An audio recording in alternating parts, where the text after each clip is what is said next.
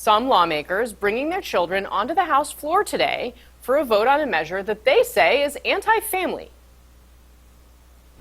I can tell you, after being a mom here and being only the 13th member to have ever given birth while serving in Congress, voting member, I can tell you we have a long ways to go to make this place accessible for young families like mine.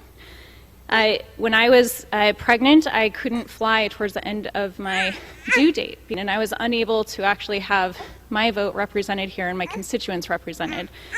After giving birth, I was faced with an impossible decision. So Sam and I made the trip out, and this is our third time now coming to the floor for this vote. CNN's Manu Raju is live on Capitol Hill. Manu, clearly Republican leaders have to feel very strongly about this because, I'm sorry, that speaks for itself, and younger members of Congress are doing it differently. This has been led by Paulina Luna, who has her own story to tell. Explain what happened.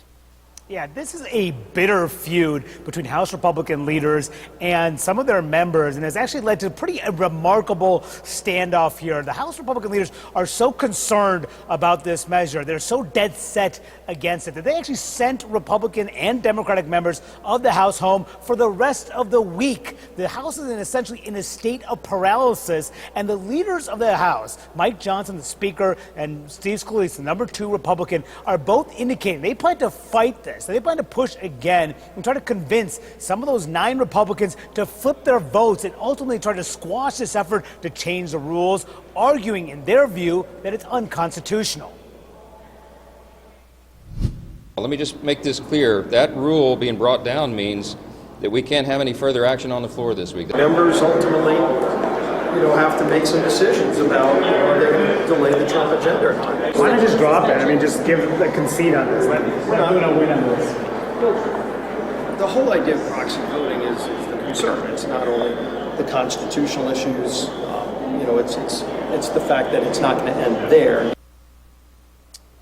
And that was my question to Steve Scalise. I said, well, why not just concede that you've lost? A majority of the House votes and supports this rules change. You saw Republicans defy you, but the Republican leaders are saying they are not going to concede, Casey. They plan to bring this up again next week in some form or fashion, try to add different sweeteners in there, try to convince Republicans to go along, and are warning that if those Republicans don't change their mind, that the Trump agenda could be stalled. So this feud only escalating right now between Republican leaders and a handful of members. And the question now, Casey, is will those members who defied the leadership change their mind, or will they hold firm? If they hold firm, how far could this go? And ultimately derailing the agenda for now.